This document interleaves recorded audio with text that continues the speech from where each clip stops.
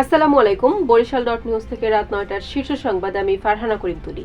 প্রথমে সংবাদ শিরোনাম, পরে বিস্তারিত। বরিশাল নগরীতে পুড়েছে ভোগ্য পণ্যের গুদাম।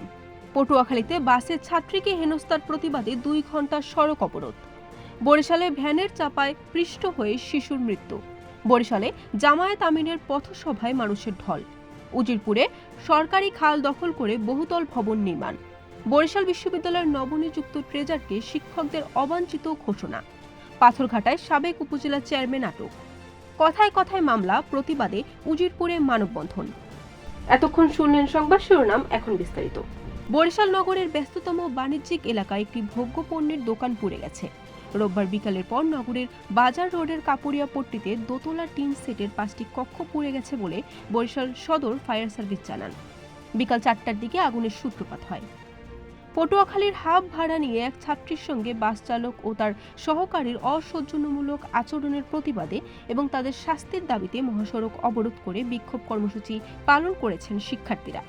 রোববার সন্ধ্যা 6:30টার দিকে বরিশাল কুয়াকাটা মহাসড়কে এই কর্মসূচি শুরু করা হয়। বরিশালের হিজলা উপজেলার গুয়াবাড়িয়া ইউনিয়নের ৩ নং ওয়ার্ডে ভ্যানের চাপায় পিষ্ট হয়ে 2 বছরের শিশুর মৃত্যু হয়েছে।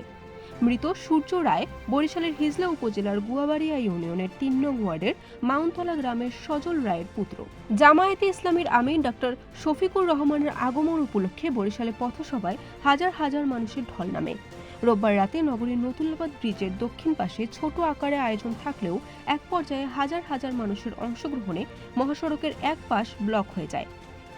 বরিশাল জেলার উজিরপুর উপজেলার হাট্টা ইউনিয়নের কালবিলা গ্রামে সরকারি খাল দখল করে লাল শাপলা অ্যাগ্রো ফিড লিমিটেডের নামে বহুতল ভবন নির্মাণ করেছে প্রভাবশালী ইতালি প্রবাসী।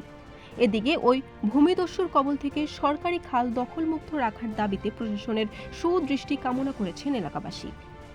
বরিশাল বিশ্ববিদ্যালয়ের নবনিযুক্ত ট্রেজারকে সাবেক সেনা কর্মকর্তা আবু হেনা মোস্তফা কামালকে অবাঞ্ছিত ঘোষণা করে বিশ্ববিদ্যালয়ের শিক্ষক কর্মসূচি পালন করেছেন।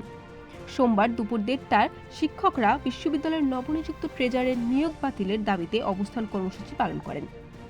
বরগুনার পাথরঘাটার উপজেলার সাবেক চেয়ারম্যান এনামুল হোসেনকে গ্রেফতার করেছে পুলিশ। সোমবার সকাল 7টার দিকে পাথরঘাটা পৌর শহরের বন বিভাগের সামনে থেকে তাকে আটক করা হয়। বরিশালের উজিরপুর কথায় কথায় মামলা দিয়ে সাধারণ মানুষকে হয়রানি করার প্রতিবাদে মামলাবাজ মিজানুর রহমান মিয়ার বিচারের দাবিতে মানববন্ধন করেছেন এলাকাবাসী।